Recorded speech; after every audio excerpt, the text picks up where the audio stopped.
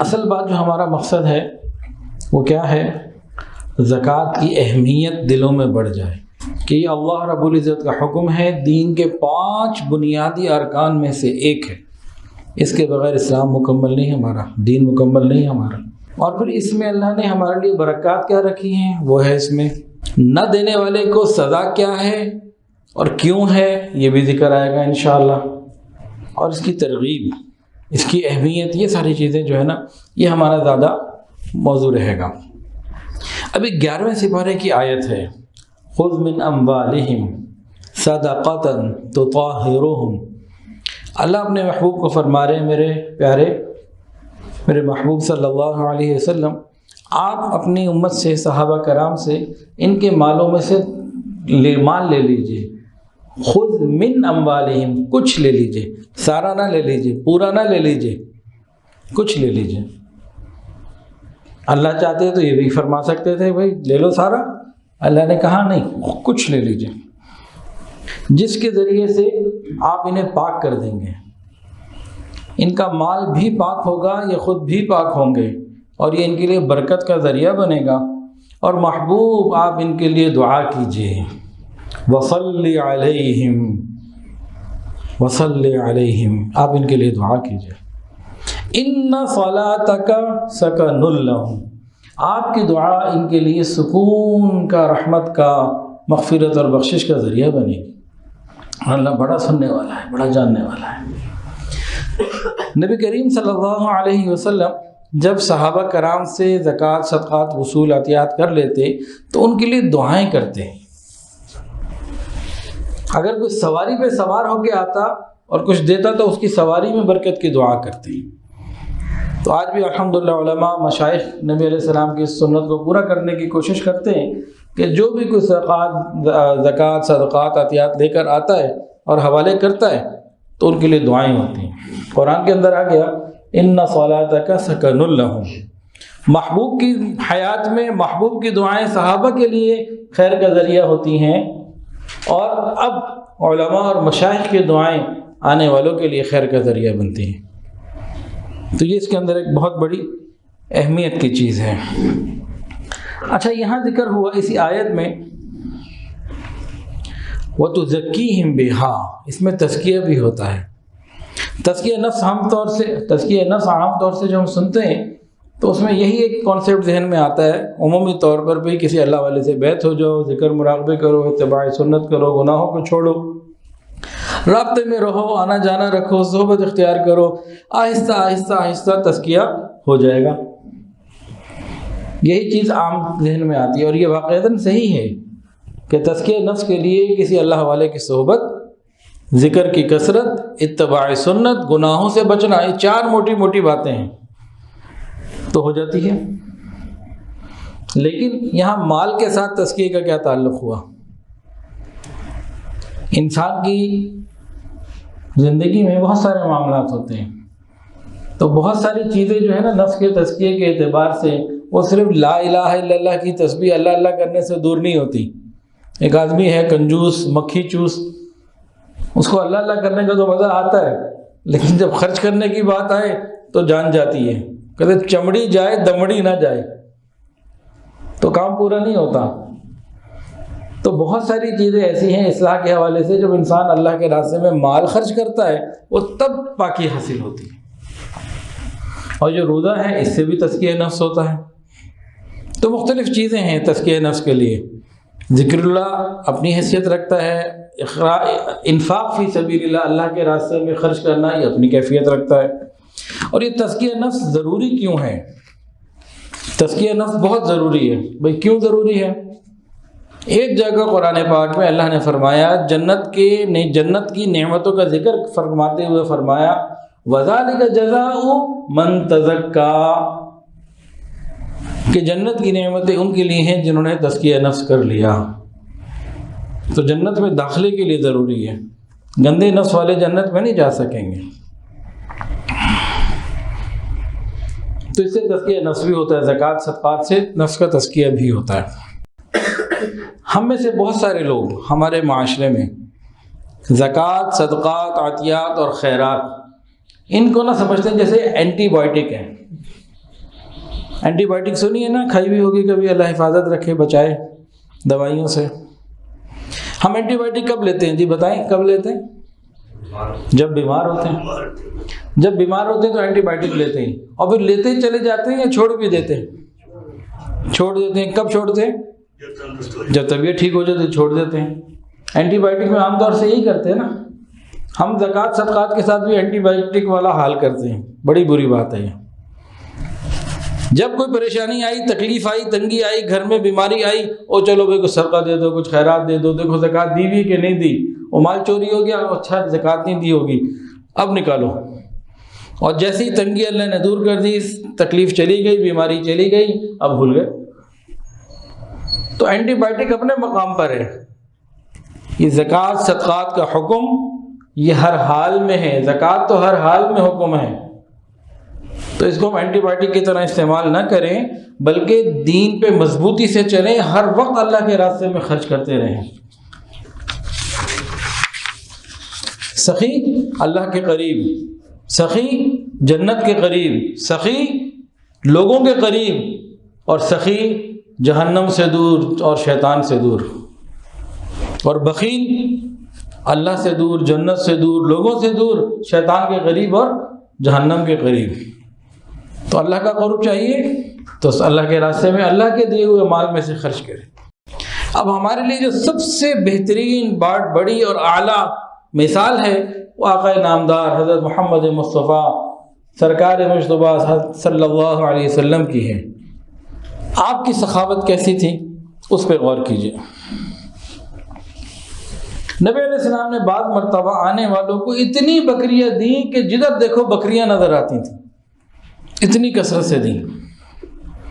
اچھا یہاں ایک راز کی بات بتاؤں، نبی علیہ السلام کے پاس بہت سارے لوگ صرف مال لینے آتے تھے، ایمان اور یقین اور یہ چیزیں ان کے لیے اہمیت نہیں رکھتی تھی، مال لینے آتے تھے، جو بھی سنے بھی وہ مال دیتے ہیں وہاں سے ملے گا تو آ جاتے تھے، اور آپ ان کو ہدیہ بھی دیتے تھے، پھر وہ آپ سے ملتے، محبت بڑھتی، آتے جاتے، وقت کے ساتھ ساتھ رابطے میں رہتے وہ لوگ، اور وہ جناب ایک وقت آتا کہ نبی علیہ السلام ان کے سب سے زیادہ محبوب بن جاتے، ایمان ان کے اندر اتر جاتا۔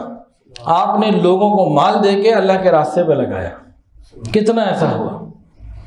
اور آج بھی ہم دیکھتے ہیں دنیا میں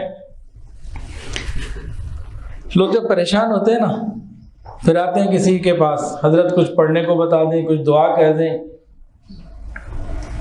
جو خود نہیں آتے نا پھر حالات کی زنجیریں انہیں لے کر آتی ہیں۔ ایک کزن تھے میرے، تو ان کو میں بلاتا رہتا تھا، نہیں آتے تھے، تو ان کے لیے دعا بھی کرتا تھا۔ ایک دن نہ کسی پریشانی میں پریشان ہوئے، پھر بار بار آئے۔ میں نے کہا یار پہلے آ جاتے آرام سے، اچھا تھا، ابھی تمہیں پیچھے سے جو ہے نا وہ تمہاری تنابیں کھینچی گئی ہیں، اب آ گئے ہو، تو پہلے آ جاتے زیادہ اچھے رہتے۔ تم اللہ کے در پہ جلدی آ جائے، فوراً آ جائے، دیر نہ کریں، ورنہ جب اوپر سے کھچاؤ پڑتا ہے نا اور ڈنڈے پڑتے ہیں تو آتا بندہ رب کے در پر ہے، الحمدللہ یہ احسان ہے اس کا، یہ اللہ کا احسان ہے۔ تو جو خوشحالی میں آ جائے، آسانی میں آ جائے، اس کا زیادہ ویلکم کیا جاتا ہے۔ پریشانی میں آ جائے وہ بھی غنیمت ہے، لیکن بہتر یہ ہوتا ہے کہ وہ کیا کہو چھترال ہونے سے پہلے آ جائے۔ حضرت صفوان ابن امیہ رضی اللہ تعالیٰ عنہ، یہ مکہ کے بہت بڑے اسلحہ ڈیلر تھے۔ نبی علیہ السلام نے خود ان سے ایک مرتبہ جب یہ اسلام نہیں لائے تھے تو ان سے جنگی سامان جو ہے ادھار لیا۔ ان کو نبی علیہ السلام نے خوب ہدیے دیے، بہت کچھ مال دیا، حالانکہ ایک امیر آدمی تھے۔ ان کی بات سنیں، کہتے ہیں کہ نعوذ باللہ ایک وہ وقت تھا کہ اس زمین کے اوپر حضور صلی اللہ علیہ وسلم سے زیادہ مجھے کوئی برا نہیں لگتا تھا۔ پھر نبی علیہ السلام نے ہدیے دیے، محبتیں دیں، اور آج وہ وقت آ گیا کہ الحمدللہ حضور صلی اللہ علیہ وسلم سے زیادہ خوبصورت اور اچھا کوئی نہیں لگتا۔ سبحان اللہ، سبحان اللہ۔ تو انسان کے پاس مال ہو اور مال کے ذریعے وہ لوگوں کو اللہ کے قریب کر دے تو یہ گر ہونا چاہیے۔ آپ کی مبارک عادت یہ تھی اللہ کے راستے میں مال خرچ کرتے تھے۔ کوئی سائل آ جاتا تو اس کو عطا فرماتے، اگر کبھی کسی وقت نہ ہوتا یا نہ دینا مقصود ہوتا تو جھڑکی نہ دیتے، ناراض نہ ہوتے، نرمی سے محبت سے اس سے درگزر کر لیتے۔ کسی سائل کو آپ نے جھڑکا نہیں کبھی، اور قرآن میں بھی ہے وَأَمَّا السَّائِلَ فَلَا تَنْهَرْ، جھڑکو مت۔ حضور صلی اللہ علیہ وسلم کے پاس کوئی آ جاتا، آپ کے پاس نہ ہوتا، آپ کسی سے قرضہ لے کے دے دیتے تھے۔ یہاں تک تو آپ نے کوشش کی کہ اپنے پاس دینے کے لیے نہیں ہے، کسی سے قرضہ لیا اور ادا کروا دیا۔ ایک مرتبہ کیا ہوا، حضرت عمر فاروق رضی اللہ تعالیٰ عنہ آئے، حضرت عمر فاروق رضی اللہ عنہ بیٹھے ہوئے تھے اور بھی صحابہ کرام بیٹھے تھے۔ ایک سائل آیا، اس نے کچھ مانگا، آپ نے فرمایا میرے پاس تو بھی نہیں ہے، تم فلاں کے پاس چلے جاؤ، میرے بہاف پہ اس سے چیز لے لو، اس کو بعد میں پیمنٹ میں کر دوں گا، میرا جا کے کہہ دو پیمنٹ میرے ذمہ، جا کے تم اپنی ضرورت پوری کر لو۔ حضرت عمر فاروق رضی اللہ تعالیٰ عنہ نبی علیہ السلام کی محبت میں ایک بات فرمائی، عرض کیا یا رسول اللہ نے آپ کو اتنا تو مکلف نہیں کیا نا، آپ اتنی تکلیف کیوں اٹھاتے ہیں کہ نہیں ہے قرضہ اٹھا کے قرضے کا بوجھ لے رہے ہیں؟ آپ نے ایسی بات فرمائی نا، ابھی نبی علیہ السلام نے جواب کوئی نہیں دیا تھا، یہ سن کر آپ کے مبارک چہرے پہ ناگواری کے اثرات آ گئے۔ ایک اور صحابی نے دیکھتے ہی نبی علیہ السلام کے چہرے کو دیکھا تو فوراً عرض کیا یا رسول اللہ آپ اللہ کے راستے میں خوب خرچ کیجئے، عرش عظیم کے مالک سے کمی کا خیال نہ کیجئے۔ نبی علیہ السلام خوش ہو گئے۔ تو آپ اس طریقے سے لوگوں کی مدد کیا کرتے تھے۔ نبی علیہ السلام کی عام عادت تھی، لوگوں کو پتہ تھا قرضہ لے کے، یہودیوں سے قرضہ لے کے بھی اللہ کے راستے میں مال خرچ کرتے تھے۔ ایک مرتبہ کیا ہوا، ایک مشرک تھا بڑا مالدار، وہ حضرت بلال کے پاس آیا۔ حضرت بلال رضی اللہ تعالیٰ عنہ نبی علیہ السلام کے خادم تھے اور یہ قرضوں کا لین دین معاملات وہ کیا کرتے تھے، تو یوں خزانچی بھی کہہ سکتے ہیں اور مشیر بھی کہہ سکتے ہیں، تو بہت سارے کام وہ کرتے تھے۔ تو بہرحال وہ مشرک آیا، بڑا مالدار تھا، کہنے لگا بلال تم جگہ جگہ جا کے لوگوں سے پیسے مانگتے ہو اور پھر سب کو دیتے ہو، تو میرے پاس بڑا مال ہے، مجھ سے لے لیا کرو، کہیں جانے کی ضرورت ہی نہیں ہے، تو مجھ سے لے لو، میں دے دوں گا، پھر مجھے واپس دے دینا، بس ٹھیک ہے۔ اب کسی کو ایسی سروس ملے تو ان کا ٹھیک ہے، آسانی کی بات ہے، میں کہیں جاؤں۔ اب آئندہ انہیں کسی وقت میں نبی علیہ السلام کے حکم پہ قرضہ لینا پڑا، کسی کی مدد کے لیے قرضہ لے لیا، اور شاید کئی دفعہ لے لیا، کوئی اماؤنٹ بڑی ہو گئی۔ ابھی 4 دن باقی تھے، کتنے دن؟ 4۔ وہ آ گیا اور بڑے انداز میں اور بڑے تیور کے ساتھ حضرت بلال کو کہنے لگا رضی اللہ تعالیٰ عنہ کو، چند لوگوں کو ساتھ لے کر آیا کہ بلال پتہ نا 4 دن رہ گئے، اور 4 دن بعد اگر پیسے میرے واپس نہ کیے نا تو میں تو نہیں تمہیں چھوڑتا، دوبارہ غلام بناؤں گا، پھر غلام بن کے زندگی گزارو گے اور بکریاں چرانے پہ لگا دوں گا جیسے پہلے چراتے تھے۔ اب 4 دن کے اندر مجھے ٹائم میں پیسے نہ ادا کیے، پھر دیکھو تمہارے ساتھ میں کرتا کیا ہوں۔ اب حضرت بلال رضی اللہ عنہ نے دیکھا دن تھوڑے ہیں، رقم زیادہ ہے، اور ابھی تک اتنے دنوں میں کوئی اللہ کی طرف سے وسائل نہیں نبی علیہ السلام کے پاس آئے، تو بڑا پریشان ہوئے۔ اسی پریشانی کے عالم میں نبی علیہ السلام کی خدمت میں حاضر ہوئے، کہا اس مشرک نے تو یوں دھمکی دی اور مجھے تو بڑا ڈر ہے، مجھے تو معاف کیجئے، میں تو جا رہا ہوں مدینہ چھوڑ کے، میں نہیں ادھر رہتا، جب آپ کے پاس انتظام ہو جائے مجھے پیغام کسی طرح مل جائے گا، میں آ جاؤں گا، پھر ایسے مجھے دوبارہ غلام بنا لے گا، میں جا رہا ہوں۔ نبی علیہ السلام کو یہ پیغام دے کے نہ وہ تشریف لے گئے، اپنی گٹھری باندھ لی، تکیہ بستر یہ وہ جو بھی کچھ ہوگا وہ جناب گٹھری باندھ لی، اپنے ساتھ رکھ دی، سو گئے کہ جیسے ہی صبح قریب ہونے لگے گی نا میں مدینہ چھوڑ کے نکل جاؤں گا، ابھی تو 4 دن پڑے نا تو میں مدینہ سے نکل جاؤں گا۔ اب کہتے ہیں تھوڑی دیر بعد آنکھ کھولی تو دیکھا بھی تو وقت باقی ہے، پھر لیٹ گیا، پھر تھوڑی دیر بعد آنکھ کھول گئی، پھر دیکھا تو وقت باقی ہے، کئی مرتبہ آنکھ کھولی۔ پریشانی میں بندے کو نیند بھی تو نہیں آتی نا۔ کہتے ہیں کہ جب وہ وقت آ گیا کہ میں نے مدینہ چھوڑ کے جانا تھا اور صبح کا وقت قریب ہوا، اتنے میں نبی علیہ السلام کا ایک نمائندہ قاصد میرے پاس آیا، کہنے لگا بلال آقا نے یاد کیا۔ تو میں نے تو جانا تھا، تو میں خیر آیا، دیکھا کہ نبی علیہ السلام نے 4 اونٹنیاں مال سے لدی ہوئی بھری ہوئی جو ہے نا باہر رکھی ہوئی ہیں، باہر کھڑی ہوئی ہیں، 4 اونٹنیاں بھرے ہوئے مال کے ساتھ فلی لوڈڈ۔ اب یوں سمجھ لیجئے 4 مزدہ آ گئے یا 4 پک اپ، اس زمانے کی تو ٹرانسپورٹ یہی تھی نا۔ اب جناب نبی علیہ السلام کے پاس یہ پہنچے تو نبی علیہ السلام نے فرمایا بلال اللہ نے تمہاری پریشانی دور کر دی۔ ایک حاکم کو بتایا فلاں حاکم نے یہ چیزیں ہدیہ بھیجی ہیں، تم یہ لے جاؤ اور جس کا جتنا قرض ہے سب کا ادا کر دو، نقد ہے تو نقد دے دو، نہیں تو چیزیں سیل کر کے اس کا پیسہ اس کو دے دو، یا پیسوں کے بدلے میں اس سے ڈیل کرو، اس کو سامان دے دو، جاؤ سب کا قرض ادا کر دو۔ حضرت بلال کہتے ہیں میری تو جان میں جان آئی، میں تو گیا بقی کی طرف، آوازیں لگائیں کون ہے بھائی، آ جاؤ جس نے نبی علیہ السلام کا قرضہ لینا ہے، نبی علیہ السلام کس کے مقروض ہیں، آ جاؤ سارے۔ خیر جی، ظہر کا وقت قریب ہوا اور وہ بہت سارے قرضے ختم کر کے ادا کر کے نبی علیہ السلام کے پاس آئے خوشی، اور 2 اشرفیاں باقی رہ گئی تھیں، کوئی لینے والا اور نہیں تھا، سارا مال تقسیم ہو گیا، سب قرضہ ادا ہو گیا، اب 2 اشرفیاں رہ گئی، اب کوئی لینے والا نہ غریب مل رہا نہ ایسا کوئی قرض ہوا، سب پورا ہو گیا کام۔ اور بچی بھی 2 اشرفیاں لے کے نبی علیہ السلام کی خدمت میں آئے اور کہا کہ ساری تفصیلات بتائی، فرمائی ان 2 کو بھی خرچ کر دو۔ کہتے ہیں میں پھر نکلا، وہ ہوتے رات لمبی ہو گئی، شام کو دیر سے جا کے وہ خرچ ہوئی، اور پھر میں نبی علیہ السلام کے پاس آیا، دیکھا مسجد میں تھے۔ میں نے کہا الحمدللہ، پچھلی رپورٹ تو پہلے دے دی، جو 2 تھی یہ بھی اب صدقہ ہو چکی ہیں، اللہ کے راستے میں دے دی۔ نبی علیہ السلام نے بے ساختہ فرمایا الحمدللہ الحمدللہ۔ اس کے بعد نبی کریم صلی اللہ علیہ وسلم گھر گئے، دیر گئے، رات انتظار کرتے رہے کہ یہ جو ہے نکل جائے کام۔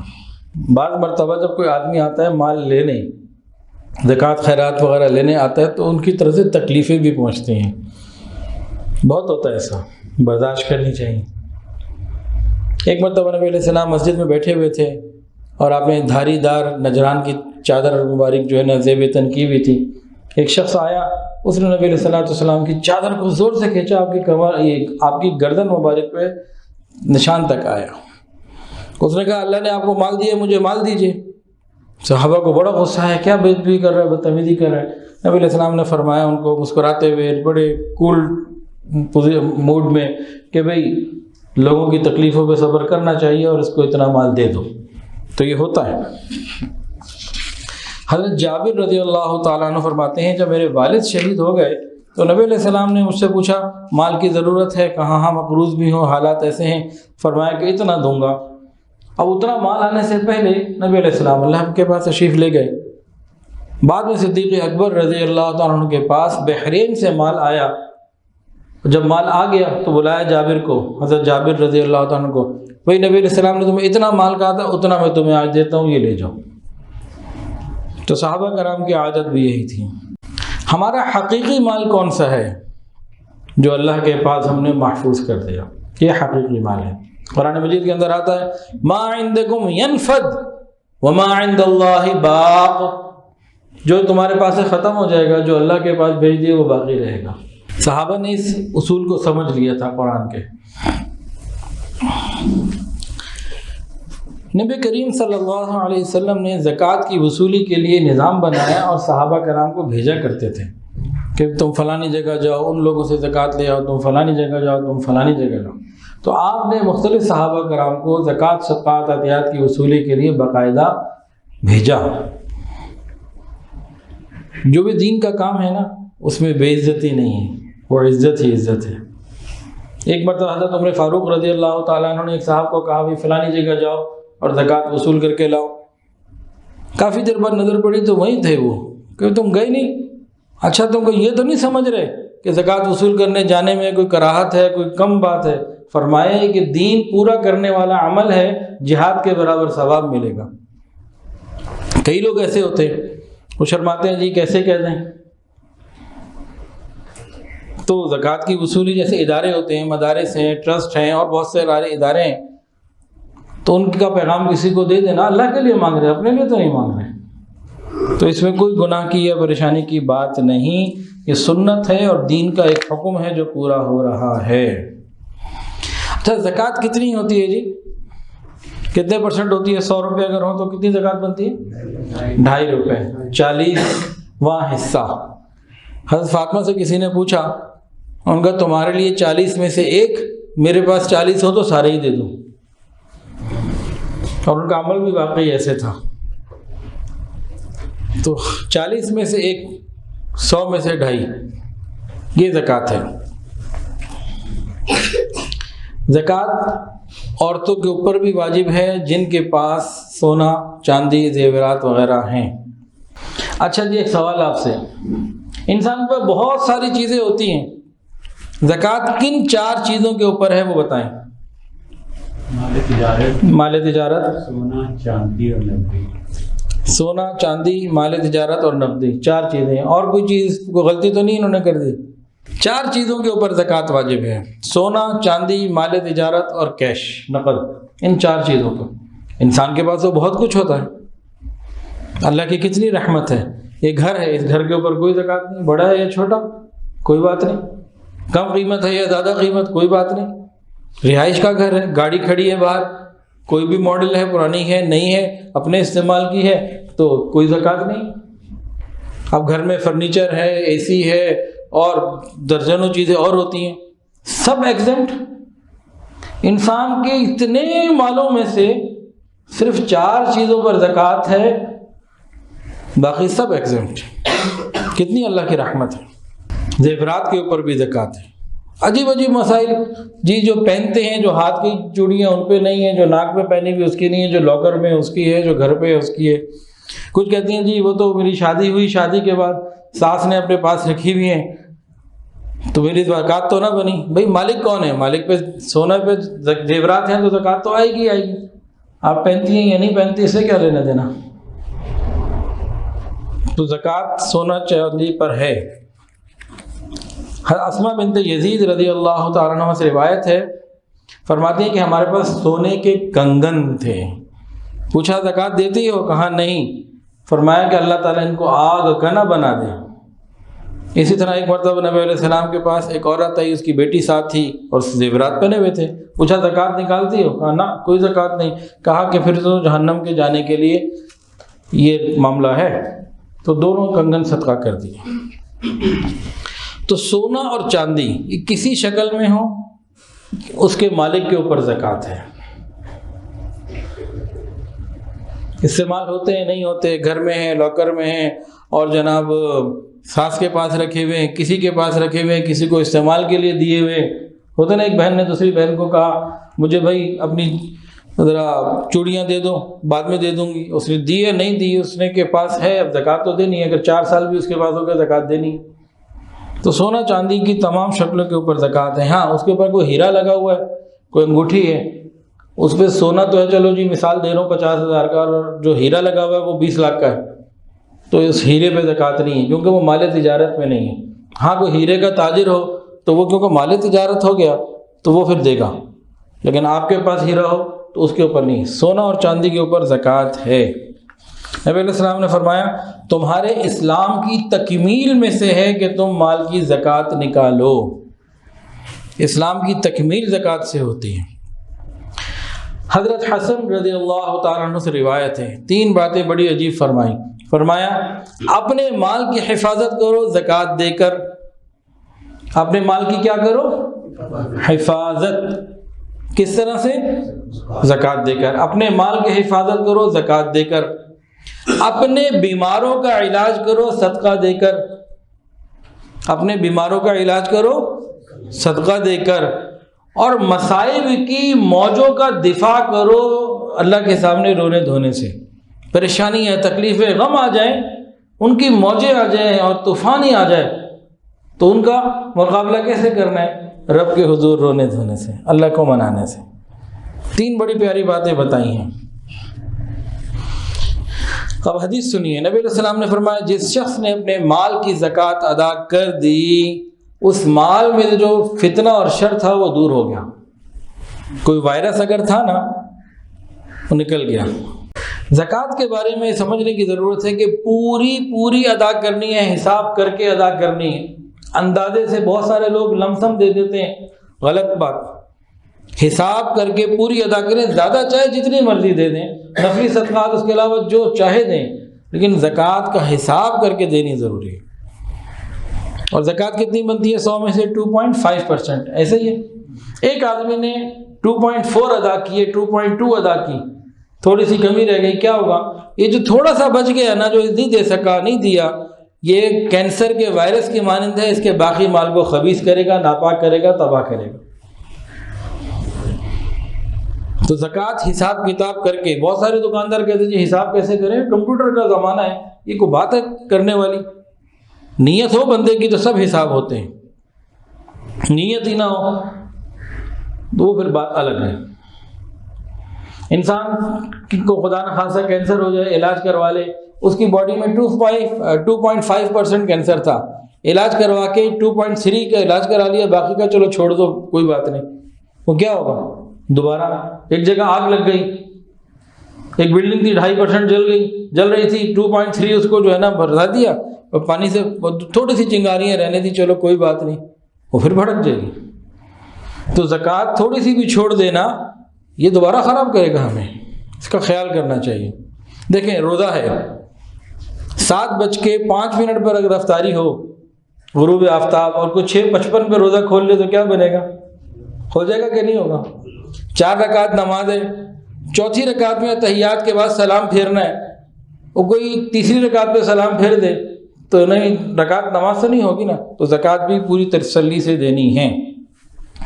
حدیث سن لیجئے، فرمایا جس نے نماز تو ادا کی اور زکوٰۃ ادا نہ کی، اس کی نماز بھی قبول نہیں۔